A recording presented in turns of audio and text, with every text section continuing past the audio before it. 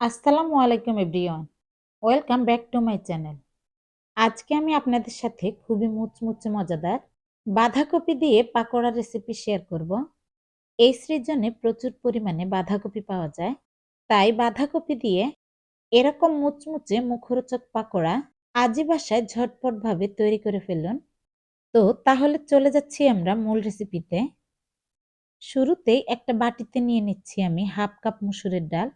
এই ডালের সাথে ১ কাপ পানি দিয়ে আমি ১০ থেকে ১৫ মিনিট এই ডালগুলোকে ভিজিয়ে রাখবো। একটা চামচ দিয়ে নেড়েচেড়ে এই ডালগুলোকে আমি একটা সাইডে রেখে দেব। আশা করছি আমার আজকের এই সহজ এবং মজাদার রেসিপিটি আপনাদের সবার কাছে খুবই ভালো লাগবে। অন্যদিকে চলে যাচ্ছি বাঁধাকপির প্রিপারেশনটা করে নেওয়ার জন্য। এজন্য এখানে আমি ২ কাপ বাঁধাকপি এরকম পাতলা করে কেটে ধুয়ে নিয়েছি। এখন আমি এই কুচি করা বাঁধাকপির সাথে কিছুটা লবণ মিশিয়ে ভালোভাবে মেখে নেব। ১০ থেকে ১৫ মিনিট সময় ধরে এই বাঁধাকপিগুলোকে হাত দিয়ে ভালোভাবে মেখে নিতে হবে। এরকম মাখাতে মাখাতে বাঁধাকপিগুলো একদম নরম হয়ে বাঁধাকপিতে থাকা এক্সট্রা পানিগুলো বেরিয়ে যাবে। আপনারা দেখতেই পাচ্ছেন এই বাঁধাকপিগুলো একদম নরম হয়ে কতটা পানি বের হয়েছে। এরকম ভাবে আমি বাঁধাকপিগুলোকে একদম নরম করে ভালোভাবে মেখে নিয়েছি। এবার আমি একটা বাটি নিয়ে নিয়েছি। এখন এই এক্সট্রা পানিগুলোকে আমি এই বাঁধাকপি থেকে চেপে চেপে ঝরিয়ে নেব। বাঁধাকপিতে থাকা এক্সট্রা পানিগুলো ঝরিয়ে নেওয়ার পর দেখতে এরকম শুকনো এবং ঝরঝরে হয়ে যাবে। সবগুলো বাঁধাকপির পানি আমি এরকম ঝরিয়ে নিয়েছি।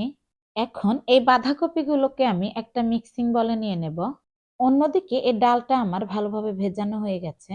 এখন আমি এই ডালগুলোকে পানি ছাড়া একটা ব্লেন্ডারের জারে করে ব্লেন্ড করে নিয়েছি। এই ডালগুলো ব্লেন্ড করে নেওয়ার পর দেখতে ঠিক এরকম হয়েছে। এরকম গোটা গোটা অবস্থায় আমি ডালগুলোকে ব্লেন্ড করে নিয়েছি। এখন এই ডালগুলোকে আমি বাঁধাকপির সাথে নিয়ে নিয়েছি। সাথে দিয়েছি আমি একটা বড় সাইজের পেঁয়াজ কুচি, ৪ থেকে ৫টার মতো দিয়ে দিলাম কাঁচামরিচ কুচি, কিছুটা পরিমাণে দিয়ে দিলাম ধনিয়া পাতা কুচি, লবণ দিয়ে দিলাম স্বাদ মতো, ১ চা চামচ দিয়ে দিলাম হলুদের গুঁড়া, সাথে দিয়ে দিলাম ১ টেবিল চামচ চিলি ফ্লেক্স, ১ চা চামচ দিয়ে দিচ্ছি মরিচের গুঁড়া, সাথে চাট মশলা দিয়ে দিচ্ছি ১ চা চামচ, জিরার গুঁড়া দিয়ে দিচ্ছি ১ চা চামচ, ১ চা চামচ দিয়ে দিচ্ছি সাদা গোলমরিচের গুঁড়া, সাথে বেসন দিয়ে দিচ্ছি ২ টেবিল চামচ, ২ টেবিল চামচ দিয়ে দিচ্ছি চালের গুঁড়া। আপনাদের হাতের কাছে যদি বেসন অথবা চালের গুঁড়া না থাকে তাহলে সেক্ষেত্রে এখানে ময়দাও অ্যাড করা যাবে। এবার সবগুলো উপকরণ দিয়ে দেওয়ার পর হাত দিয়ে ভালোভাবে মেখে নেব।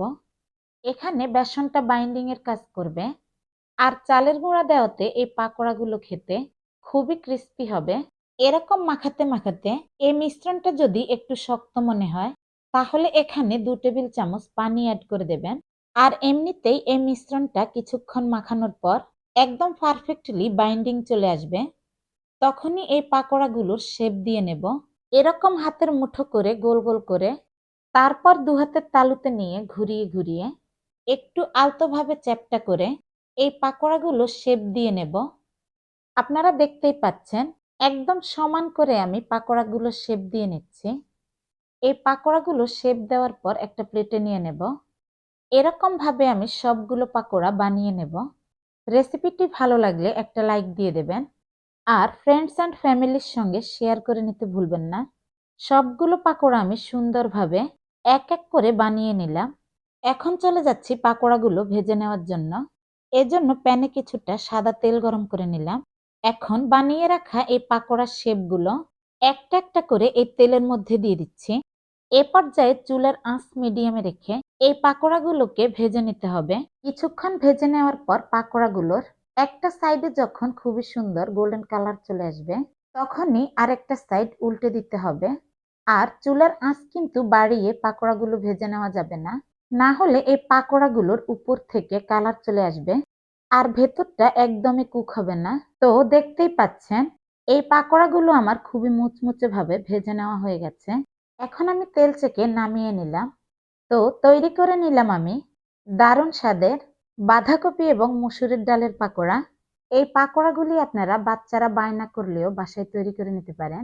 আবার চা এবং টমেটো সসের সঙ্গে পরিবেশন করলেও খেতে খুবই ভালো লাগে। সবাইকে ধন্যবাদ জানিয়ে আজকের মতো এখানেই বিদায় নিচ্ছি। সবাই সুস্থ থাকবেন, ভালো থাকবেন। আল্লাহ হাফেজ।